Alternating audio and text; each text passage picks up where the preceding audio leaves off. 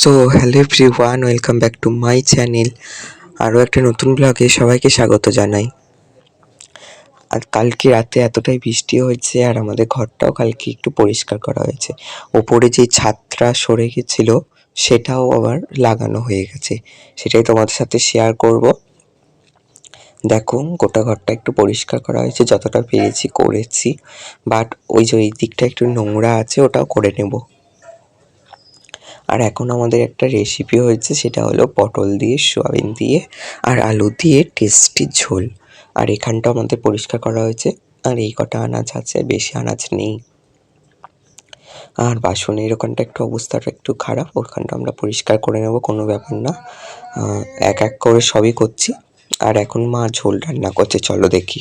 দেখো, আমাদের উনুনেই যেহেতু রান্না হয় প্রত্যেকটা রান্না, তাই খেতে অসাধারণ হয়। উনুনের রান্না তো একটু টেস্টটাই আলাদা।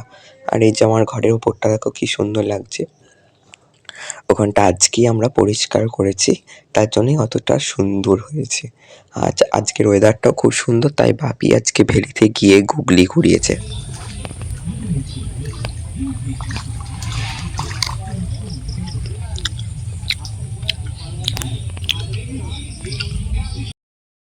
আজকে ভিডিওটা আমি এখানেই রাখছি। সবাই ভালো থাকো, সুস্থ থাকো। রাধে রাধে। আবার আসবে একটা নতুন ভিডিও নিয়ে।